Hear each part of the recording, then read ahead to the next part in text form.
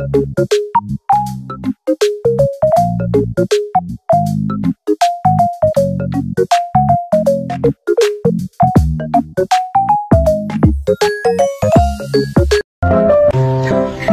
umaga mga bata! Ako nga pala si Binibining Lara. At ako naman si Ginoong Glenmark Bautista. At hinihiling ko ang lahat na tumayo para sa ating panalangin. Panginoon, maraming salamat po sa araw na ito at tumayan po ang bawat isa sa amin. Amen. Magandang umaga mga bata! Kumusta kayo? Mabuti at okay lang. Ngayon, bago tayo umupo ay pulutin muna ang mga kalat sa ating mesa at upuan. Gusto ka? Ayan. So, pwede na kayo umupo. Ngayon, pansinin niyo ang inyong mga katabi kung may lumiban ba sa ating klase ngayon. Wala ba? Magaling. Ngayon, ay magbalik-aral muna tayo. Sino kaya ang nakaalala sa ating leksyon kahapon? Tama, tungkol sa panitikan. Ngayon, magbigay kayo ng mga halimbawa ng panitikan. Tama, mga kwentong pambata. Mabuti naman at nakinig kayo. Ngayon, may itatanong ako sa inyo. Kilala niyo ba si Pagong? Kilala niyo ba ang hayop ng Pagong? Ayan. Ang matching, kilala niyo ba? Kilala niyo. Ngayon, alam niyo ba na si Pagong at ang matching ay may kwento? Hindi pa? Ngayon, aking ikikwento sa inyo ang kwento ni Pagong at ni Matching. Okay, makinig kayong lahat. Isang araw, nagtagpo si Pagong at Matching sa kagubatan. Dahil sila ay magkaibigan, nagkaroon sila ng paligsahan. May kakayahan ako sa bilis, sabi ni Matching. Kaya't hahamunin mo ako sa isang paligsahan sa pagtakbo. Ang sabi naman ni Pagong, kahit mabagal ako, may malalim akong diskarte, kaya't tatanggapin ko ang iyong hamon. Sinimulan ang paligsahan agad ay tumakbo si Matching ng mabilis, habang naglalakad naman ng mahinahon si Pagong. Habang patuloy si Matching sa pagtakbo, ay napagod ito at nagpa siyang magpahinga. Nang dumaan si Pagong, ay nakita niya si Matching na nagpapahinga. Mabuti na lang at nagpahinga ka, sabi ni Pagong. Hindi ka tapos sa paligsahan. Ipatuloy ang Pagong sa paglalakad ng may kumpiyansa habang siya ay papalapit sa finish line. Biglang sumilpot si Matching at tinawag ang pangalan ni Pagong. Paano mo nagawa iyan? Tanong ni Pagong na namangha. Tinulungan ako ng kakaibang bilis ng mga kaibigan ko, sagot naman ni Matching. Sa huli, natutunan ni Pagong na ang pagiging mabagal ay mayroon ding pakikinabangan, habang natutunan naman ni Matching ang halaga ng pagtitiwala at pagtulong sa iba. Yan ang kwento ni Pagong at Matching. Sige nga, kung nakinig kayo, ano nga ang pangunahing tema ng aking binasa? Magaling! Sino-sino naman ang mga tauhan sa kwento o yung mga gumanap sa kwento? Magaling at nakinig kayo. Ngayon, tatalakayin natin ang maikling kwento at ang kanyang mga elemento. Una ay ano nga ba ang maikling kwento? So, ito ay isang uri ng panitikan na naglalarawan sa maikling paglalahad ng mga pangyayari, karakter at tema sa pamamagitan ng konkretong plot. Karaniwang may gitna, simula at wakas na may aral o mensahe na maaring matutunan ng isang magbabasa. Halimbawa ng maikling kwento ay ang mga kwentong pambata at pwede rin ang mga kagaya ng sa panitikan, pwede rin ay ang mga kwentong pambayani.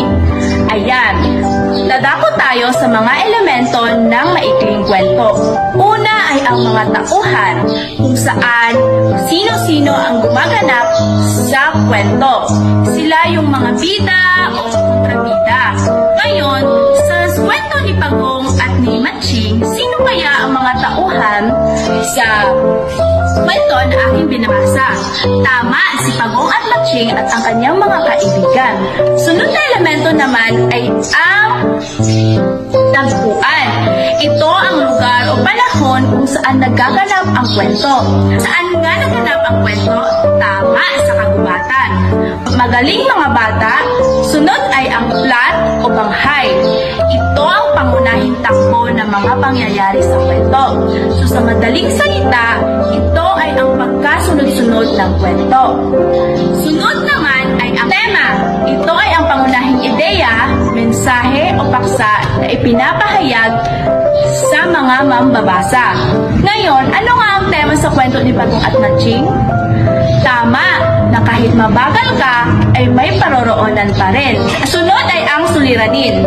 Ito ang pangunahing hamon o problema na kinakaharap ng mga tauhan. So sa kwento ni Bagong at Matching, ang problema doon ay ang kanilang pag-uugali at ang panisahan. Yun ay ang halimbawa ng isang problema doon. Sunod naman ay ang resolusyon. Ito ang paglutas sa suliranin o problema sa kwento. Kanina ay tinalakay natin ang mga problema. Ngayon naman, maaari nyo bang sabihin kung ano ang naging solusyon ng problema ng kwento? Tama ang iyong sagot. Sa ganitong paraan, naglalarawan ang kwento ni Bagong at ni Matching ng mga elemento ng maikling kwento sa pamamagitan ng karakter, pagtakda ng tagpuan, pagpapakilala ng plot, at paglalahad ng suliranin at paglutas ng resolusyon. So mga bata, ano nga ulit ang maikling kwento? Tama! Ano naman ang mga elemento ng maikling kwento? Magaling! Ano pa? Talagang nakinig nga kayo. May dalawa pang natitira. Ano nga iyon? Tama! Mahalaga bang tukuyin ang mga elemento sa kwento? Mahusay! Ngayon, hahatiin ko kayo sa dalawang pangkat. Ito ang pangkat 1 at ito naman ang pangkat 2. Sa inyong grupo ay gumawa ng sariling maikling kwento gamit ang mga elemento na natutunan at ibahagi ito sa klase. Ngayon, pwede na kayong magsimula. Meron lamang kayong 20 minuto para tapusin ito. Ayan! So tapos na ang 20 minuto. Ngayon, mapapakinggan natin ang pangkat 1. Palakpakan natin ang pangkat 1. Bago magsimula ang pangkat 2, maaari bang sabihin sa amin kung saan ang mga elemento ng inyong maikling kwento? Magaling! Dahil dyan, ibigyan natin ng 5 palakpak at 5 bagsak ang pangkat 1.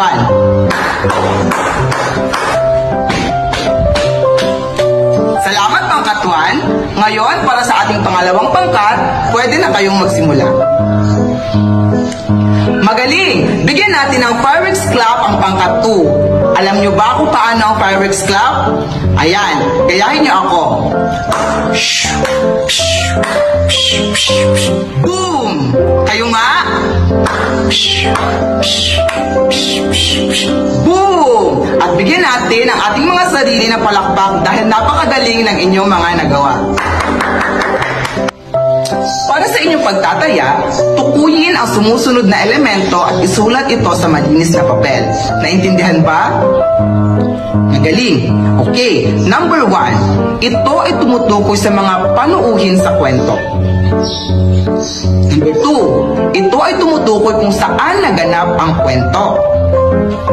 Number 3. Ito ay tumutukoy sa pagkakasunod-sunod ng mga pangyayari sa kwento. Number 4. Ito ay ang mensahe ng maikling kwento sa mambabasa.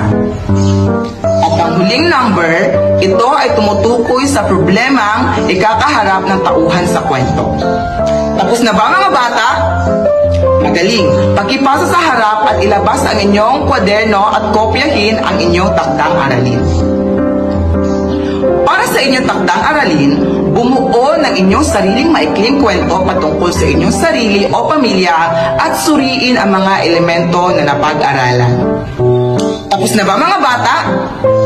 Mabuti! Ngayon, magsitayo ang lahat.